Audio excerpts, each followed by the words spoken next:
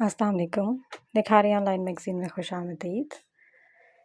ज़िंदानी ज़ात किस्त नंबर आखिरी किस्त हिस्सा स्वयं। वो एक बड़ा सा कमरा था, हवादार और वसी कीमती फर्नीचर, खूबसूरत पर्दे, लेकिन फ़िज़ा में अजब सा गैर महसूस घुटन सदा ताफुन फैला हुआ था, जिसे एक हसास नाक ही महसूस कर सकती थी। कमरे में 10 से 12 अफराद कतार से मेज़ के गिर्द बैठे थे, जबकि एक तरफ कदरे बड़ी सी नशिस्त पर वो शख्स बैठा था, सियाह चोखा पहने, जिसकी टोपी पीछे की तरफ गिरी थी।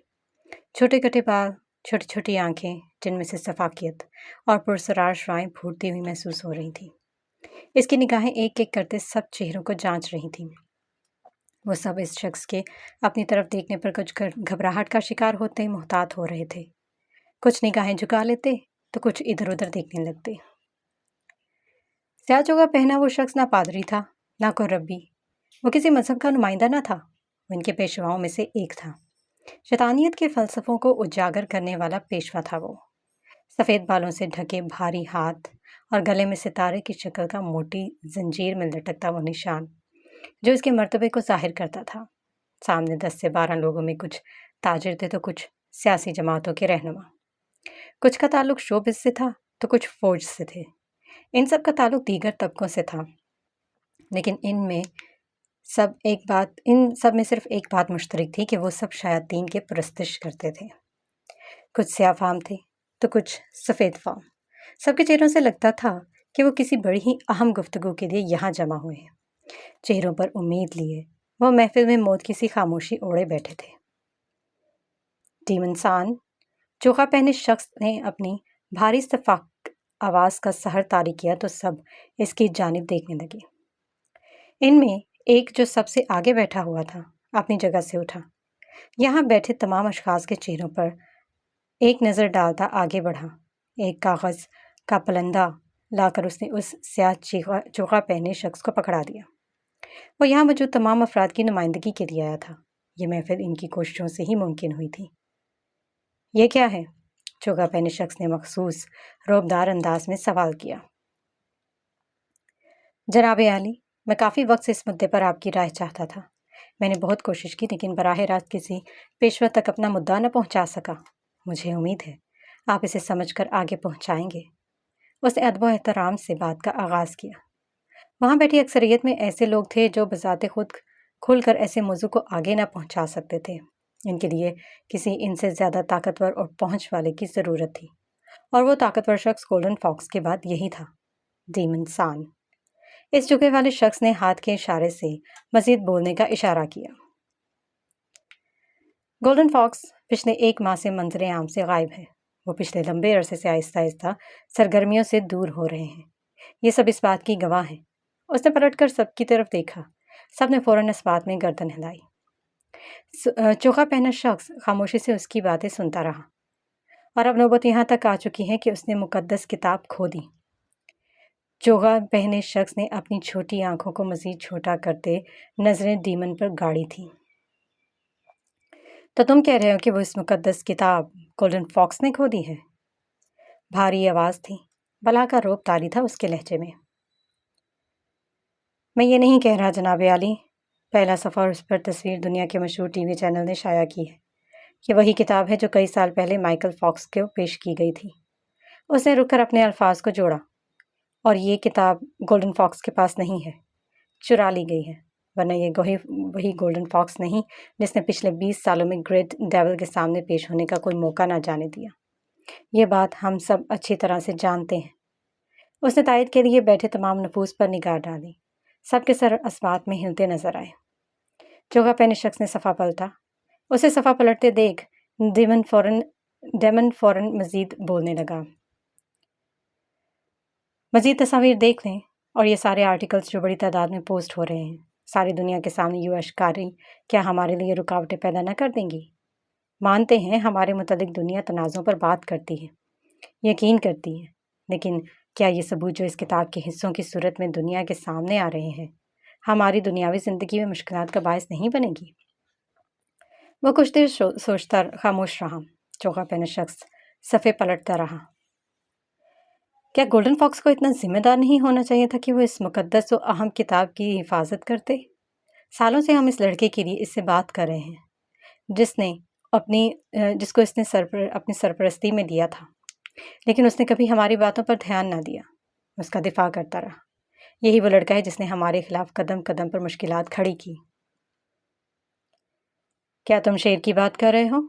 چوکھا پہنے شخص نے گھمبیر لہجے میں سوال کیا۔ جی جناب عالی، وہ فوراً تیزی سے سر ہلانے لگا۔ یہی وہ انسان ہے جس نے ہمیں قدم قدم پر نقصان پہنچایا، اور گولڈن اس کے ہر عمل کا دفاع کرتا رہا، اور اب ہم باری بیماری کا بہانہ کیے اپنے محل میں چھپا ہوا ہے۔ اب شاید وہ وقت آ گیا ہے کہ ہمیں حساب لینا پڑے گا۔ اس کی بات پر چوکھا پہنے شخص نے گردن اٹھا کر سامنے دیکھا۔ اس کی سنہری چھوٹی چھوٹی آنکھوں میں ایک گہرا جتاتا ہوا احساس تھا جس پر دیمن یکدم خاموش ہوا، کچھ گھبرا کر سنبھلا۔ میرا مطلب ہے جناب عالی، کیا ہمیں حساب نہیں لینا چاہیے؟ گولڈن کے حوالے سے ہم پہلے ہی یہ فیصلہ کر چکے ہیں کہ جب تک وہ خود ہم سے رابطہ نہیں کرتا ہم اس سے رابطہ نہیں کریں گے، نہ وہ کسی مجلس کا حصہ بنے گا۔ سیاہ چوغا والے شخص نے باروب اور بلند آواز میں اپنی بات کا آغاز کیا۔ اس وقت اس سے زیادہ کچھ نہیں کرنا چاہیے، یہ وقت درست نہیں ہے۔ ہمیں اپنے اہم دن کی تیاریاں کرنی ہیں، اور اس وقت سب کی توجہ اور قوتیں فقط اسی پر ہیں، نہ کہ گولڈن پر۔ وقت آنے پر ہر چیز کا حساب ہوگا۔ فیصلہ سنا دیا گیا۔ دیمن لب بھینچ کر رہ گیا، مزید کیا کہہ سکتا تھا؟ سب کے چہروں پر مایوسی کے آثار آنے لگے تھے۔ اور وہ لڑکا؟ دیمن نے ذرا ہمت کرتے شیر کے متعلق پوچھا۔ ابھی اس کا بھی وقت نہیں آیا۔ وہ شاید اس بات کا کھل کر اظہار نہ کر سکتا تھا کہ وہ اس کے خلاف محاذ رائے کی پوزیشن میں نہیں ہے۔ تنظیم طاقتور صحیح، لیکن عوام کی طاقت کا مقابلہ کرنا عظیم سے عظیم تنظیم کے لیے بھی آسان نہیں ہوتا۔ یہ اس وقت ہمارے لیے امتحان ہی ہے کہ یہ اہم موقع ہے، اور ہم اسے یوں ضائع نہیں کر سکتے۔ وہ اپنا چوکھا سنبھالتا وہ اپنی جگہ سے اٹھا۔ وہ بھی سب اس کے احترام میں کھڑے ہو گئے۔ انہیں اپنی سازش بری طرح ناکام ہوتی نظر آئی۔ اس مجلس کا انعقاد بہت کوشش کرنے کے بعد کیا گیا تھا، لیکن شاید اس پیشوا کی ذہن سازی بڑی قوتوں نے کر کے بھیجی تھی۔ وہ جانے لگا تو سب نے پیٹھ کے بل جھک کر اسے رخصت کیا۔ اس کے جاتے ہی وہاں چامگوئیاں شروع ہو گئی۔ ڈیمن سب سے نظریں چراتا اپنی فائل سمیٹنے لگا۔ ساری کوششیں بیکار ہوتی نظر آئیں۔ وہ سب کٹ پتلیاں تھیں جن کی کوئی انفرادی اہمیت نہ تھی، اور اس پر انہیں اس چیز کا شدت سے احساس ہو رہا تھا۔ چوگا پہنا شخص وہاں سے جا چکا تھا۔ یہ کیا تھا؟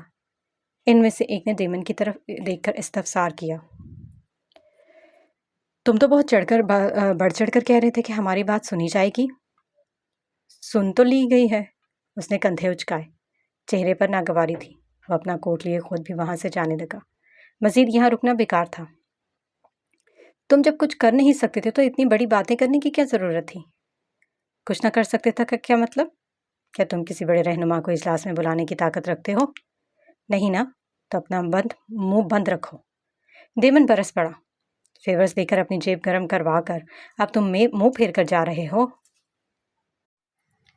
میں نے جو وعدہ کیا اسے نبھایا، ہماری بات سنی گئی، اور ہم سب ہی جانتے ہیں کہ ہم صرف اپنا موقف دے سکتے ہیں، مزید کچھ نہیں کر سکتے۔ اس نے تلخی سے کہا اور باہر کی جانب بڑھنے لگا۔ وہ جانتا تھا مزید یہاں رکنا مطلب خود کو جنگلی جانوروں کے حوالے کرنا تھا۔ چامگوئیاں عروج پر تھی، سب اپنی اپنی بولی بولنے میں پوری طرح مگن تھے۔ سورج اب سر پر آ چکا تھا۔ دھوپ سخت تھی، گرمی کا احساس بڑھتا جا رہا تھا، لیکن وہ ہر شے سے بے نیاز پتھرائی نگاہوں سے سامنے دیکھ رہا تھا۔ ہر جگہ قاہرہ کے بارڈر سے کئی میل دور تھی۔ شیر گاڑی کے سے ٹیک لگائے کھڑا تھا۔ جنرل تو ڈینیل وہاں پر موجود تھے۔ پولیس کی بھاری نفری نے میڈیا کو روک رکھا تھا۔ کچھ لوگ فاصلے پر کھڑے تھے۔ دفتن فضا میں ہیلی کاپٹر کی گڑگڑاہٹ گونجنے لگی، اور ہیلی کاپٹر دھیرے دھیرے نیچے آنے لگا۔ میڈیا کے کچھ لوگ اس طرف بڑھنے لگے، لیکن ہنوز پولیس ان کا گھیراؤ کیے ہوئے تھی۔ جو ہیلی کاپٹر زمین کے قریب آ رہا تھا، شیر کا دل کسی گہری کھائی میں ڈوبتا جا رہا تھا۔ وہ آگے بڑھنے لگا۔ اس کا رخ ہیلی کاپٹر کی طرف تھا۔ ہیلی کاپٹر کے پنکھے سے نکلتی تیز ہواؤں سے مٹی اڑ رہی تھی۔ جہاں سب تیز مٹی اڑتی ہوئی اسے بچنے کی کوشش کر رہے تھے، وہیں شیر بغیر کسی حجت کے آگے بڑھتا رہا۔ آنکھوں میں مٹی جاتی رہی، مگر بہتے آنسوؤں کے باعث مٹی بھی ساتھ بہہ جاتی۔ جنت اس کے پیچھے لپکی۔ آہستہ آہستہ فضا میں ہیلی کاپٹر کا شور کم ہوتا گیا۔ تبھی ایک شخص اترا جس کے ہاتھ میں ننھا مولود تھا۔ شیر نے روتے ہوئے اس بچے کی طرف دیکھا۔ غازی نے کہا تھا کہ مجھے کچھ ہو جائے تو اسے میرے بھائی کے حوالے کرنا۔ اس نے یہ کہتے ہوئے بچہ شیر کی طرف بڑھا دیا۔ شیر نے لرزتے ہاتھوں سے بچہ گود میں لیا۔ ان گنت کیمروں کی آوازوں سے فضا میں عجیب سی آواز پیدا ہو رہی تھی۔ بچہ آنکھیں پھاڑے اپنے آس پاس ہوتی سرگرمیوں کا جائزہ لے رہا تھا۔ اسے مجھے دے دو۔ جنت نے آگے بڑھ کر شیر کے ہاتھ سے بچہ لے لیا۔ تابوت نیچے اتارا جا رہا تھا۔ شیر پلکیں جھپکائے بغیر اس تابوت کو دیکھے گیا۔ تابوت زمین پر رکھا گیا تو شیر قدموں کی لڑکڑاہٹ پر قابو پاتا تابوت کے پاس چلا آیا۔ اس گھٹنوں کے بل بیٹھتے سختی سے آنکھیں میچ لیں۔ بہت کوشش کی لیکن اپنی سسکی پر قابو نہ پا سکا۔ خود کو روک نہ سکا۔ دل درد کی شدت سے پھٹ رہا تھا۔ کاش منظر بدل جائے۔ اس نے ڈرتے ڈرتے آنکھیں کھولی اور تابوت کے شیشے سے اندر جھانکا۔ سختی سے لب بھینچتے اس نے غازی کا چہرہ دیکھا۔ سانس رکنے لگا تو چہرہ اوپر کرتے لب وا کیے تاکہ سانس لے سکے۔ اب کی بار سسکی با آواز تھی۔ غازی کے چہرے پر پھیلے سکون اور نیم کھلی آنکھیں، پیشانی کا خم، ساتھ گزارے ان گنت لمحے آنکھوں کے سامنے گھومنے لگے۔ یا اللہ! اس نے پھٹتے دل کو سنبھالتے زیر لب کہا۔ کانپتے ہاتھ تابوت پر جا ٹھہرے۔ کیمرے دھڑا دھڑ اس کے ایک ایک عمل، ایک ایک تاثر کو کیمروں میں قید کر رہے تھے۔ اس کی آنکھوں سے بہتے آنسو نے نہ رکنے کی قسم کھا لی تھی۔ اس نے نہ آنسو پونچھے نہ سسکیاں روکی۔ وہ کئی لمحے تک اس کے تابوت کے سرہانے بیٹھا سسکتا رہا۔ شیر، سنبھالو خود کو۔ ٹینر ایک طرف کھڑا خود بھی آنکھوں کو بمشکل روکے ہوئے تھا۔ اس کے لیے شیر کو اس حال میں دیکھنا ہرگز آسان نہ تھا۔ میں تمہارے خون کے ایک ایک قطرے کا حساب لوں گا غازی، اس نے بڑبڑاتے ہوئے کہا اور بدوقت کھڑا ہوا۔ آس پاس کھڑے کچھ لوگ آگے آئے اور تابوت کو اٹھا کر سیاہ وین میں ڈالنے لگے۔ شیر خود بھی اس وین کی طرف بڑھنے لگا۔ اس نے کبھی نہ سوچا کہ وہ کبھی اس طرح بھی غازی کے ساتھ سفر کرے گا، اس کی میت کے سرہانے بیٹھ کر۔ وین چلتے ہی شیر کے آنسو پھر سے بہنے لگے۔ اب کہ اس نے سسکیوں کو روکنے کی کوشش نہ کی، سسکیاں ہچکیوں میں بدل گئیں اور سارے راستے وہ روتا رہا۔ میری خواہش ہے کہ میں اپنے وطن میں شہید ہوں۔ غازی کی آواز میں عجیب سی حسرت تھی۔ لیکن میری قبر وہیں ہو جہاں آپ ہوں، جہاں آپ میری قبر کی حفاظت کر سکیں، مجھے یاد رکھ سکیں، میری قبر پر آ سکیں۔ فلسطین میں ہم جیسے لاوارثوں کی قبریں کھودی جاتی ہیں نا۔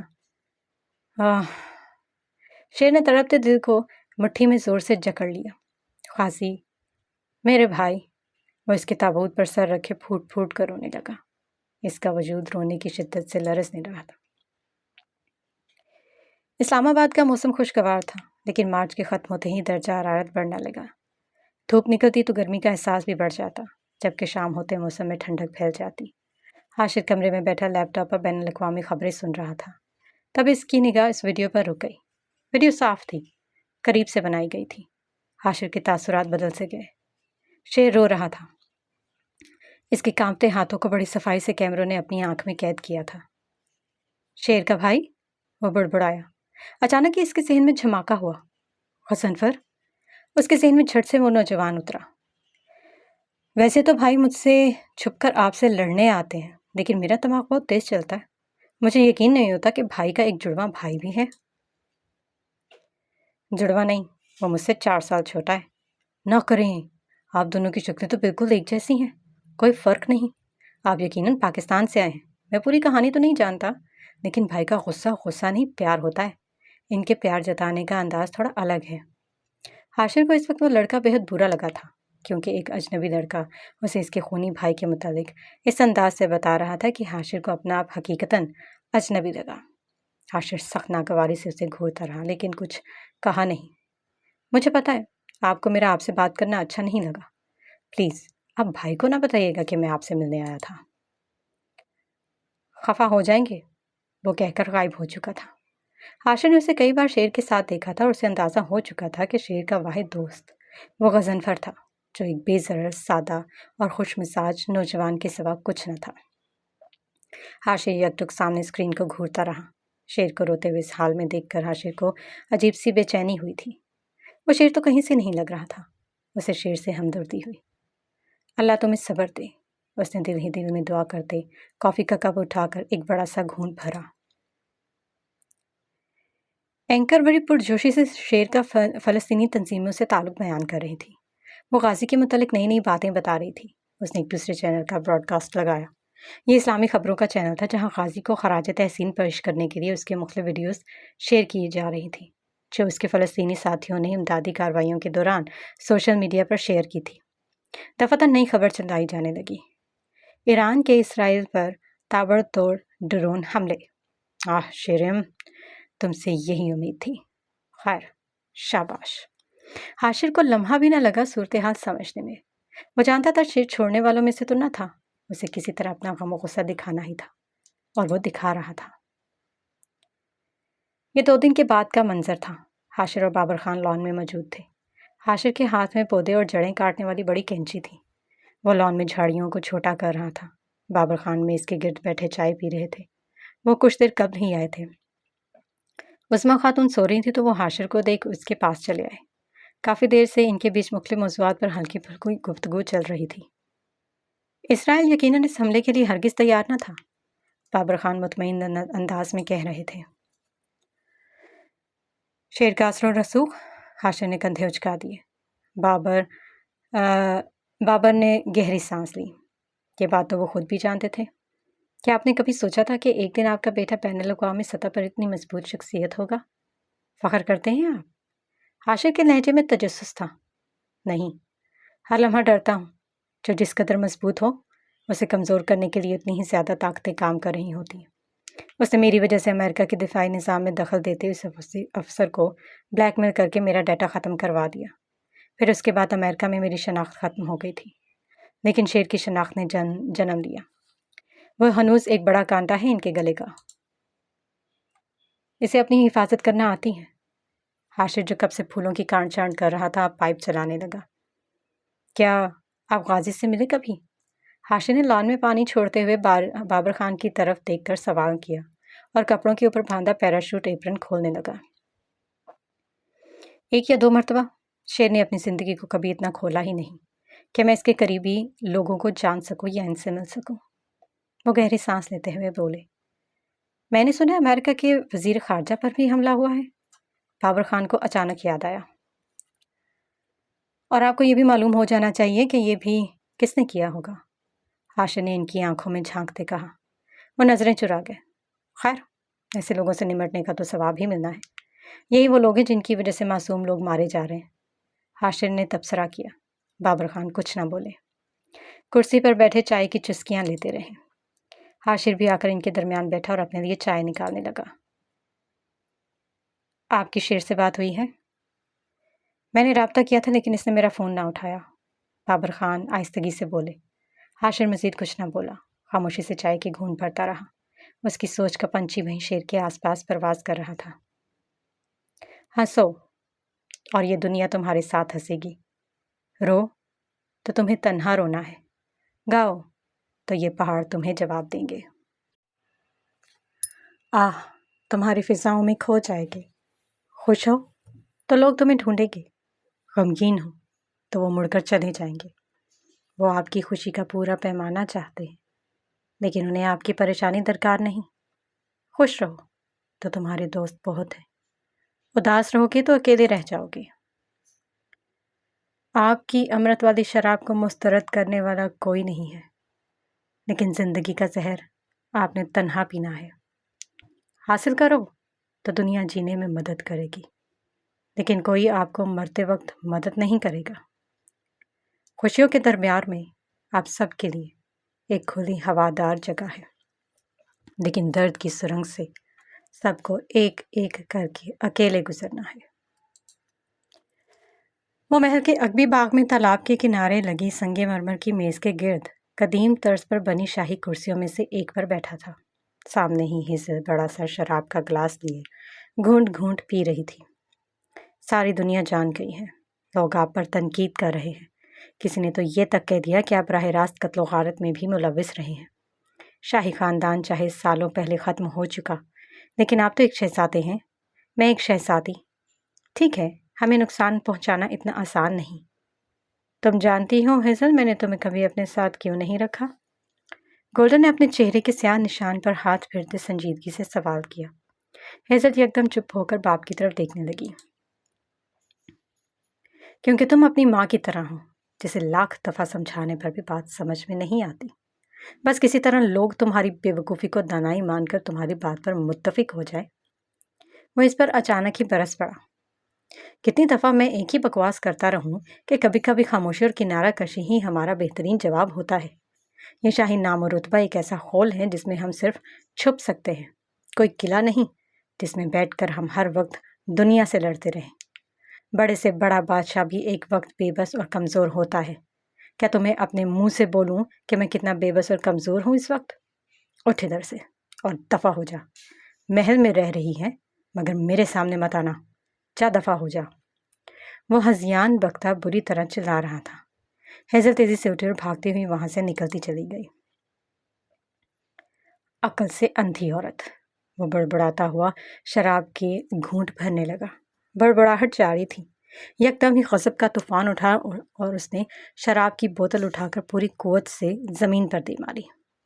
وہ گھاس پر ٹپکا کھاتی، پتھریلی روش سے ٹکراتی اور سرخ مایہ زمین پر بہنے لگا۔ ایک ناگوار سی بو فضا کو اپنے حصار میں لینے لگی۔ گولڈن کی سنہری آنکھیں اس سرخی مایہ کی زمین پر بنتی لکیر کو گھورتی رہی تھی۔ غازی کی شہادت کو ایک ہفتہ گزر چکا تھا۔ اگلے روز غازی کی میت کے لیے وہ شارجہ چلا آیا تھا۔ اس کی تدفین یہیں ہونی تھی۔ شیر خود بھی وہیں موجود تھا۔ اس نے بظاہر خود کو سنبھال لیا تھا، لیکن وہ جانتا تھا کہ اس دھچکے سے کبھی نہیں نکل سکے گا۔ دل کا ایک حصہ ہمیشہ خالی رہے گا۔ روح کا یہ زخم ہمیشہ رستہ رہے گا، کبھی نہیں بھرے گا۔ یہ ضرور ممکن تھا کہ وہ زخم کے ساتھ جینے کا آغاز کر دے۔ شیر نے اس نومولود کو غازی کہنا شروع کر دیا تھا۔ اس کے دیکھتے ڈینیل اور جنت بھی اسے غازی کہنے لگے۔ وہ شیر سے زیادہ جنت کے قریب تھا۔ وہ اس کا بہت خیال رکھتی تھی۔ یوں کہا جائے کہ وہ یوں پورا دن اسی میں مصروف رہنے لگی تھی تو غلط نہ ہوگا۔ وہ اس وقت LED اسکرین کے سامنے بیٹھی تھی جہاں شیر کانفرنس کر رہا تھا۔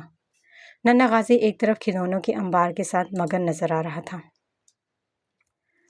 کبھی آپ کا کسی ایسے پڑوسی سے سامنا ہوا ہے جس نے آپ کا لان کی گھاس کاٹنے والا آلہ ادھار لیا ہو اور اچانک ہی دعویٰ کر دے کہ وہ آپ کے پورے لان کا مالک ہے؟ کیا آپ سوچ سکتے ہیں کہ ایسا دنیا میں باشعور لوگوں کے بیچ ہوا ہو؟ نہیں، لیکن ایسا ہوا ہے اور دنیا واقف ہے اس سے۔ شیر نہایت ہی سنجیدہ اور اسپاٹ انداز میں بات کر رہا تھا۔ سامنے میڈیا کا سیلاب امڑ آیا تھا۔ غازی کی شہادت نے نہ صرف غازی کو پوری دنیا میں ایک نئی پہچان دی تھی بلکہ خود شیر کا موقف سننے کے لیے ساری دنیا ایک پاؤں پر کھڑی تھی۔ ڈینل اس کے برابر میں کھڑا، ہاتھ پیٹھ پر باندھے کھڑا تھا۔ ٹھیک ہے، ہم ایک ایسی دنیا میں رہ رہے ہیں جیسے عجیب و غریب ہستیاں رہتی ہیں، لیکن ماڈرن دنیا میں ایسے لان ادھار مار کر پھر ملکیت جتانے والے کردار کو ہم اسرائیلنگ کہتے ہیں۔ اور کوئی نئی بات نہیں ہے یہ، میں آپ کو بتاتا ہوں، بہت پہلے کی کہانی ہے۔ وقت اور حالات اس کی الگ الگ تشریح کرتے ہیں، پر میں آپ کو درست طریقے سے بتاتا ہوں۔ وہ ہاتھ کے اشارے سے اپنی بات سمجھانے کی کوشش کر رہا تھا۔ ایک دفعہ کا ذکر ہے، ایک دور دراز ملک میں لوگوں کے ایک گروپ نے فیصلہ کیا کہ انہیں ایک نئے گھر کی ضرورت ہے۔ ہم انہیں آوارہ خانہ بدوش کہہ سکتے ہیں۔ ان خانہ بدوشوں کو کافی عرصہ گزر چکا تھا اور وہ اپنے نام کرنے کے لیے ایک جگہ تلاش کر رہے تھے، ایک ایسی جگہ جہاں وہ اپنے خیمے لگا سکیں، مارش میلو بھون سکیں اور شاید بیلگمن کا دوستانہ کھیل کھیل سکیں۔ اس کے انداز میں نفرت کے ساتھ ایک گہرا تمسخر بول رہا تھا۔ لیکن کیا یہ غریب بے گھروں کی کہانی ہے جو نئے گھر کی تلاش میں ہے؟ کیا نیا گھر تلاش کرنا یا پوری زمین کا دعویٰ کرنا، یعنی اسرائیل؟ سمجھ سکتے ہیں آپ سب؟ ایک اور گہرا طنز۔ یوفوریا نامی زمین سے آبائی تعلق کی کہانیوں سے متاثران آوارہ بازوں نے اسے اپنا نیا گھر بنانے کا فیصلہ کیا۔ اب لوگوں کے لیے اپنی جڑوں کی یاد تازہ کرنا کوئی معمولی بات نہیں ہے، لیکن یہ لوگ اسے بالکل نئی سطح پر لے آئے ہیں۔ انہوں نے اپنے آپ کو باور کروایا کہ زمین کے لیے کیے گئے اعمال تاریخ کے اٹاری میں کہیں چھپے ہوئے ہیں۔ خیر، آپ کہہ سکتے ہیں کہ یہ ان کی فطرت ٹھہری۔ لہٰذا یہ آوارہ سفر کرتے ہوئے یوفوریا کے ساحل پر پہنچے۔ ان کی آنکھیں ایک نئے آغاز کے خوابوں سے چمک رہی تھیں، ایک نئی شروعات کا خواب دیکھنا یا کسی اور کی حقیقت پر مسلط ہو جانا، دوسرے کی زمین پر گھس بیٹھنا۔ انہیں جیسے معلوم نہ تھا کہ اس سرزمین کے موجودہ مقامی باشندے پہلے ہی اپنے خاندانوں کے ساتھ آرام سے آباد ہیں، اپنے زیتون کے درختوں کی دیکھ بھال کر رہے ہیں، اپنا کاروبار کر رہے ہیں، اپنے خوابوں کو جی رہے ہیں۔ وہ چمکتی مسکراہٹ والے لوگ تھے اور خوبصورت خواب دیکھتے تھے اور ایک جدید معیاری طرز زندگی گزار رہے تھے، جس کا خواب صرف خانہ بدوش ہی دیکھ سکتے ہیں، آوارہ گھس پیٹ خانہ بدوش۔ لیکن مقامی باشندے مہربان تھے، وہ شیطان خانہ بدوشوں کے ارادوں کو نہیں جانتے تھے۔ ان معصوم کھلے دل والے مہمان نواز باشندوں نے کھلے دل سے ان کا خیر مقدم کیا۔ ہر بے گھر شخص کی طرح ان آوارہ خانہ بدوشوں نے ایک بڑے گھر کا خواب دیکھا، جہاں وہ رہ سکے اور حکومت کر سکیں۔ اور یوفوریا سے بہتر کیا تھا؟ وہ سرزمین جہاں سورج چمکتا تھا اور زیتون کے باغات نے ہر طرف منظر کی خوبصورتی کو بڑھا دیا تھا۔ کیمروں کے کھٹ کھٹ کی آوازیں فضا میں وقفے وقفے سے گونج رہی تھیں، اسے ہر چینل پر لائیو سنایا جا رہا تھا۔ اسلام آباد میں اس وقت شام کے 7 بج رہے تھے۔ بادلوں سے گھرا آسمان ہلکے جامنی سے گہرے جامنی میں تبدیل ہو رہا تھا، ہلکی ہلکی ہوائیں چل رہی تھیں۔ وہ دونوں ایک ساتھ چلتے ہوئے شاپنگ مال سے نکلے تھے۔ مسکراتے چہروں سے مزاج کی خوشگواری کا احساس ہو رہا تھا۔ حاشر نے ہاتھ میں شاپنگ بیگز پکڑ رکھے تھے، جبکہ طبع ہاتھ میں آئس کریم کپ لیے مزے سے کھاتی دکھائی دے رہی تھی۔ تو پھر بتائیے، کیسا رہا تجربہ ایک لڑکی کے ساتھ شاپنگ پر جانے کا؟ وہ لڑکی آپ ہیں، شاید اس لیے خوشگوار، وہ سرخم دیتے ہوئے بولا۔ تو مطلب آپ اچھی بھی شاپنگ کو بورنگ سمجھتے ہیں؟ میرے لیے شاپنگ کسی دکان میں داخل ہو کر پہلی وہ چیز جو نگاہوں کو بھائے اور جس کی کوالٹی اچھی ہو، اسے خرید کر گھر لوٹنے تک کا سادہ عمل ہے، وہ کہہ کر ہنس دیا۔ نہیں، طوبہ نے تیزی سے نفی میں گردن ہلائی۔ اس کا مطلب ہوتا ہے شاپنگ کرتے ہوئے 100 چیزوں میں سے ایک کا انتخاب کرنا، اور ایسے ہی ہر دکان میں داخل ہو کر مختلف چیزوں کا جائزہ لینا، اور یوں پورے مال میں گھومنا، پھر تھک کر کافی، کولڈ ڈرنک یا کوئی سنیک۔ میں سمجھ گیا، حاشر ہنس دیا۔ طبع مسکراتے ہوئے آئس کریم کھاتی رہی۔ ویسے آپ پر یقین ہے کہ آپ کو نکاح کے دن یہی رنگ پہننا ہے؟ بالکل، پسٹل کلر کا فیشن ہے آج کل، پر ہم جب شاپنگ کے لیے نکلے تو آپ نے کہا تھا کہ آپ سرخ رنگ لیں گی۔ حاشر ہنوز شرمندہ سا تھا۔ شاپنگ کے دوران اس کی نگاہ ایک پستائی رنگ کی فراک پر پڑی جو اس کی نگاہوں کو بھایا ضرور، لیکن ایسے بھی نہیں کہ وہ طوبہ کو پہننے پر مجبور کر دے۔ لیکن طوبہ نے اس کی نگاہوں کا تعاقب کرتے اس لباس کو ہی پسند کر لیا اور اسی کو خرید لیا۔ اب وہ اسی لباس کو نکاح کے دن پہننا چاہتی تھی۔ ان کا رشتہ پکا ہوتے ہی 2 ہفتے بعد ان کا نکاح طے پایا گیا تھا۔ حاشر یا طوبہ دونوں کو ہی نکاح پر کوئی اعتراض نہ تھا۔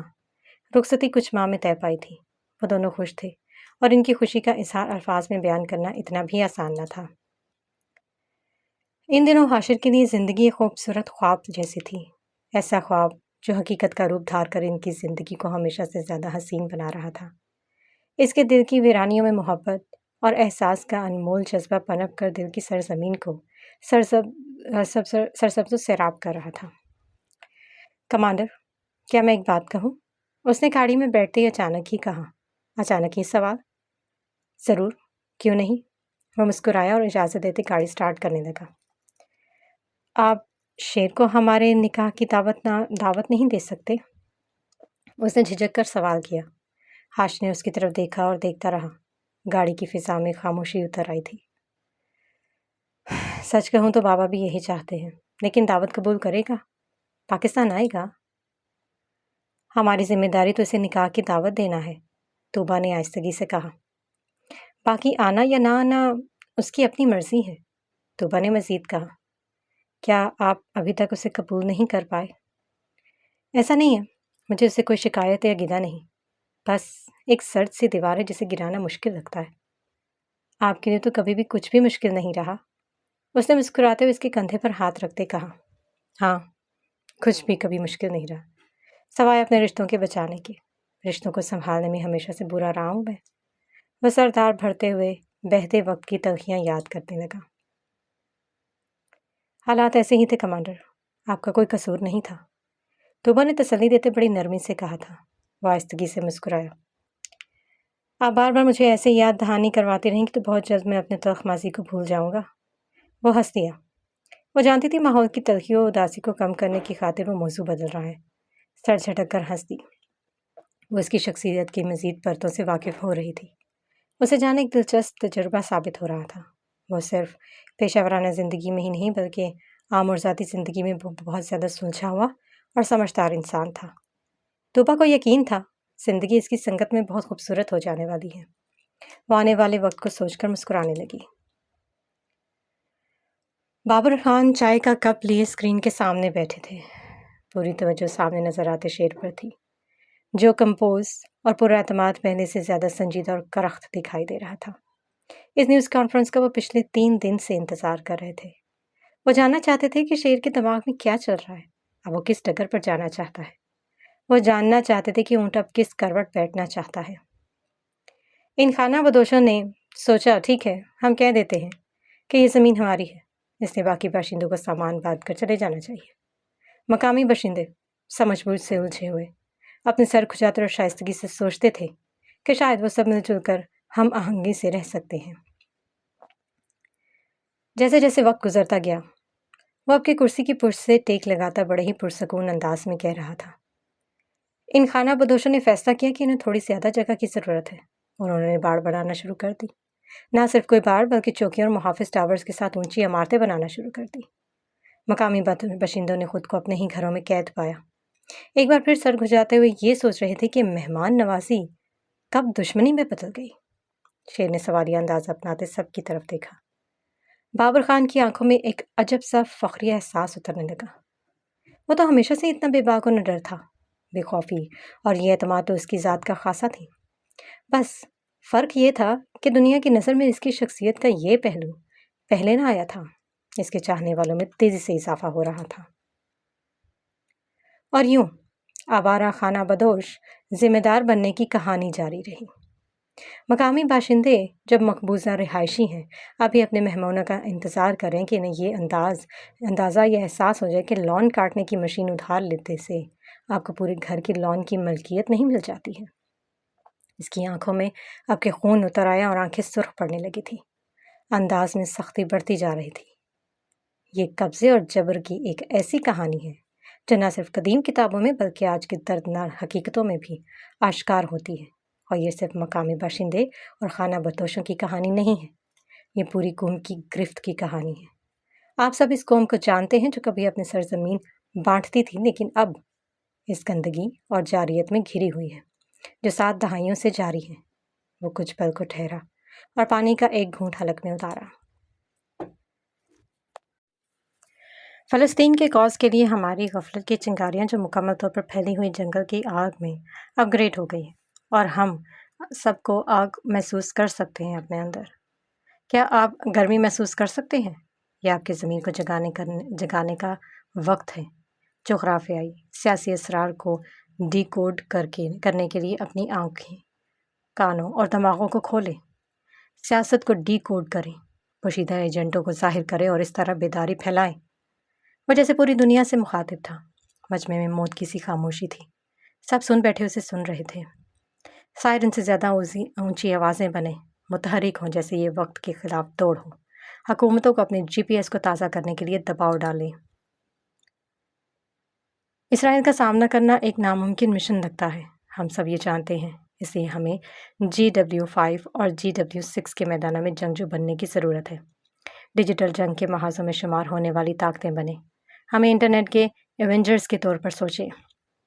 ہمارا ہتھیار معلومات، علم، سمجھنا، سیاست، قوانین، انسانی حقوق اور جو کچھ بھی آپ گوگل کر سکتے ہیں اس کی پیچیدگیوں کا سامنا کریں، اسے سمجھیں۔ بین الاقوامی تعلقات، اقتصادی پالیسیوں، تاریخی سیاق و سباق کی حرکیات میں مہارت حاصل کریں اور جغرافیائی سیاسی پیچیدگیوں کی گہرائیوں میں غوطہ لگائیں۔ اپنے آپ کو ثقافتی باریکیوں، سفارتی حکمت عملیوں اور تنازعات کے ابھرتے ہوئے منظرنامے کی وسیع تفہیم سے آراستہ کریں۔ اس ڈیجیٹل صلیبی جنگ میں آپ کا اسلحہ لامحدود ہے۔ وہ آپ کا تجسس آپ کی سب سے بڑی طاقت ہے، لہٰذا روشن خیالی کی اس جستجو میں آپ کا سامنا ایک گھسپیٹیا گروہ ہے۔ وہ پورے اعتماد سے بلا خوف و خطر بڑے ہی کھلے لہجے میں بات کر رہا تھا، کیونکہ اسے اندازہ ہو چکا تھا کہ اب آدھی سے زیادہ پبلک جاگ گئی ہے، متجسس ہے، جاننا چاہتی ہیں، سننا چاہتی ہیں، لہٰذا ایک اچھا انسان بننے کا فیصلہ کرے۔ اچھا انسان وہ ہے جو دوسرے انسانوں کا درد سمجھے، اسے محسوس کرے، اور یہ میں صرف شیر بن کر نہیں بلکہ اپنی ذاتی حیثیت، ذاتی شناخت کے ساتھ کہہ رہا ہوں۔ شیرم بابر خان کی حیثیت سے میں دنیا کو بیداری کی طرف لانے کی چھوٹی سی کوشش کر رہا ہوں۔ وہ خاموش ہوا تو میڈیا ممبران ان سے سوال پوچھنے کو لپک پڑے، ہاتھ اٹھاتے اجازت طلب کرتے بے صبری دکھا رہے تھے۔ مسٹر شیر، کیا بتا سکتے ہیں کہ اسرائیل کی طرف سے لگایا جانے والا الزام کہ آپ کی کمپنی نے ایران کو اسلحہ فراہم کیا، جو اب وہ ان کے خلاف؟ شیر بے اختیار ہنسا، اس کی ہنسی میں گہری نفرت اور غصہ دکھائی دیا۔ آپ کا مطلب ہے وہ خانہ بدوش، آوارہ خانہ بدوش جو لان کاٹنے والے آلے کو ادھار لے کر لان پر قبضہ کرتے ہیں؟ کیا ایسے لوگوں کے الزامات کو سنجیدہ لینا چاہیے؟ مسٹر شیر، واشنگٹن میں وزیر دفاع پر ہونے والے حملے کے بارے میں کیا خیال ہے؟ کہا جا رہا ہے کہ آپ اپنے بھائی کی شہادت کا بدلہ لینے کے لیے اپنے تعلقات اور اثر و رسوخ کا استعمال کر رہے ہیں۔ شہادت تو فلسطین کے بچوں کے لیے ایک احساس ہے، شرف ہے، وہ بڑے ہی فخر سے اسے اس سر کا تاج بناتا ہے، مگر یہ بیان بالکل برابری کی بنیاد پر ہے۔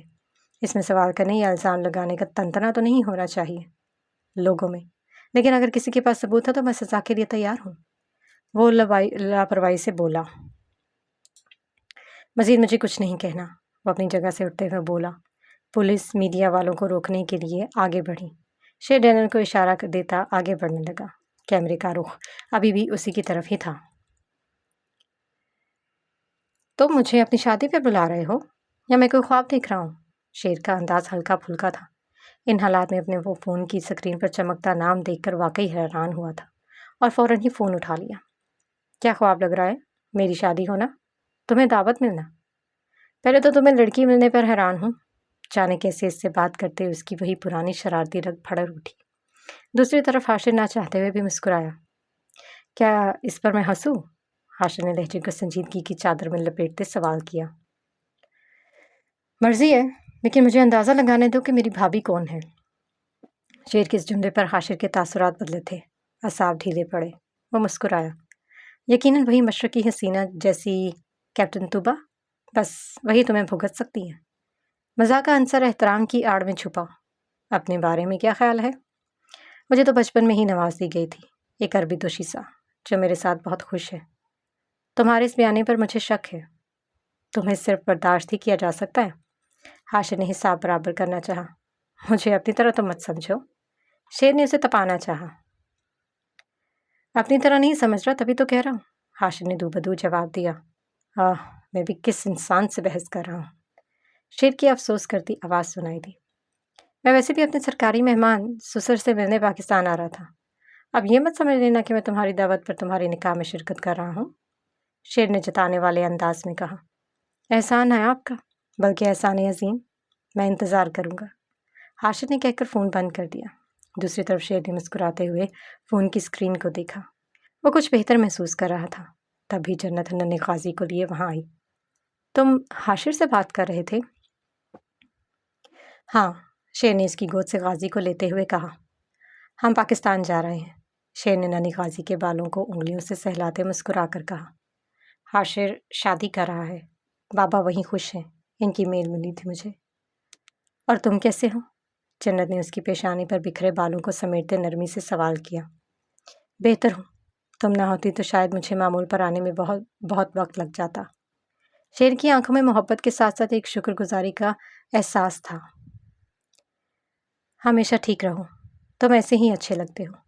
جنت اس کی آنکھوں میں جھانک رہی تھی، مغرور، خود پسند، طنز کرتے ہوئے، غصہ کرتے ہوئے۔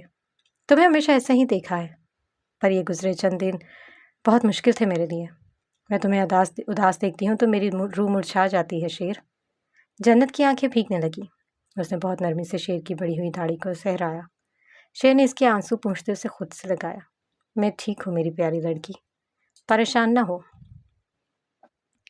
شیر کے لیے زندگی کا یہ پہلا موقع تھا جب اس نے اپنے کسی جان سے پیارے کو کھو دیا تھا۔ آج سے قبل اسے کسی کی موت نے اس قدر متاثر نہیں کیا تھا۔ وہ راتوں کو غازی کی آواز سن کر نیند سے جاگ جاتا تھا۔ کہیں بیٹھے بیٹھے اس کی مسکراہٹ تصور میں ابھرتی تو وہ آنسو روکنے کی جتن کرتا رہتا۔ اس کے دل غازی کی شہادت نے بری طرح چھلنی کیا تھا۔ اسے پوری طرح سنبھلنے میں جانے کتنا وقت لگنا تھا، لیکن وہ پوری کوشش کر رہا تھا۔ اس کے ذہن میں پاکستان کی کوئی تصویر نہیں تھی، لیکن ایک دھندلی سی شبیہ تھی، جہاں ایک گھر ہوا کرتا تھا۔ گھر میں بڑا سا باغیچہ، جہاں نیم کا ایک درخت اور نیم کے ان ننھے زرد دانے جنہیں وہ کوئی پھل سمجھ کر کھا جاتا، اور کڑوا مادہ اس کے منہ کے ذائقوں کو بگاڑ کر رکھ دیتا۔ وہ چہرے کے بگڑے زاویے لے کر حاشر کے پاس جاتا اور حاشر ہنستے ہوئے اس کو کلی کرواتا اور اس کے منہ کے ذائقے کو ٹھیک کرنے کے لیے طرح طرح کی میٹھی چیزیں لا کر اس کے سامنے رکھ دیتا۔ پھر موقع ملتا ہی باغ میں گرے سارے نیم کے دانے چن لیتا۔ وہ سائے کی طرح اس کے ساتھ رہ کر اس کی حفاظت کرتا تھا۔ پھر اسے وہ عورت یاد آئی جسے وہ ماں سمجھ رہا تھا، لیکن وہ در حقیقت اس کی ماں نہیں تھی۔ وہ چھوٹا تھا لیکن ناپسندیدگی کے جذبات سمجھتا تھا، اور عورت اسے پسند نہ کرتی تھی۔ حاشر وہ واحد چہرہ تھا جو اس کی یادداشت میں روز اول کی طرح روشن تھا۔ وہ بچپن کی یادیں، وہ چہرہ، وہ باتیں سب یاد تھا، لیکن اسلام آباد اس کے لیے یکسر نیا تھا۔ یہ شہر اس کی توقع سے زیادہ خوبصورت تھا۔ صاف ستھرا، ہرا بھرا، سلیقے سے بنی عمارتیں، سب کچھ کسی ترقی یافتہ ملک جیسا تھا۔ بین الاقوامی میڈیا ترقی پذیر ممالک کی ایسی تصویر کبھی نہیں کھینچتا۔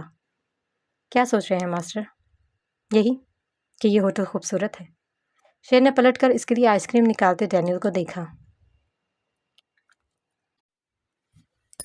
بس جو پہلے نمبر پر نظر آیا اسی پر میں نے بکنگ کروا لی۔ میں نے کبھی نہیں سوچا تھا کہ پاکستان اتنا خوبصورت ہوگا، وہ کھسیا کر بولا۔ آپ کو جتنی چڑ پاکستان سے تھی مجھے لگتا تھا کہ افریقہ کے کسی پسماندہ گاؤں جیسا ہوگا۔ ایسے گاؤں ہیں یہاں بھی، اور ایسی پسماندہ جگہیں ہر ملک میں ہوتی ہیں۔ فرق یہ ہے کہ میڈیا ہمیں کیا دکھاتا ہے۔ ویسے تمہاری اس گرل فرینڈ کا کیا ہوا؟ اسے پتہ چل گیا تھا کہ میں دانیال نہیں ہوں، ڈینیل ہوں۔ اس نے منہ بنایا۔ وہ کیسے؟ اس نے سوشل میڈیا پر مجھے دیکھ لیا اور یہ بھی جان گئی کہ میں آپ کا پرسنل اسسٹنٹ ہوں۔ بس پھر اس کے رنگ ڈھنگ ہی بدل گئے۔ وہ تیزی سے کہہ رہا تھا۔ شیر نے اس کے ہاتھ سے آئس کریم لی۔ کیا وہ ڈر گئی؟ ہاں، اور ویسے بھی شادی شدہ تھی۔ ڈینیل نے اس کی معلومات میں اضافہ کیا۔ شیر سر جھٹک کر ہنس دیا۔ میں کل امش سے ملنے جا رہا ہوں، میں چلوں؟ وہ ایک دم پرجوش ہوا۔ اس کی پرجوشی پر شیر نے آنکھیں سکیڑی۔ تم اتنے پرجوش کیوں ہو؟ وہ کیا ہے نا کہ تھوڑی سمجھ ہی جائیں۔ وہ دانت نکالنے لگا۔ تھوڑی عزت کرو، میرے ہونے والے سسر ہیں۔ شیر نے اسے گھورا۔ تو کیا آپ جیل میں رشتہ مانگنے جا رہے ہیں مس جنت کا؟ ڈینیل نے مسکرا کر پوچھا۔ شیر بے اختیار ہنس دیا۔ کہہ سکتے ہیں۔ وہ کندھے اچکاتا آئس کریم کا چمچ بھرنے لگا۔ ڈینیل ہنسنے لگا۔ یہاں میں اپنا کون سا شناختی کارڈ استعمال کروں گا، ڈینیل یا دانیال؟ ڈینیل سنجیدہ ہوتے پوچھنے لگا۔ اور اب ہم کب تک یہاں رہیں گے؟ اگلے سوال پر شیر نے کندھے اچکا دیا۔ ہم حاشر کا نکاح اٹینڈ کرتے ہی واپس چلے جائیں گے۔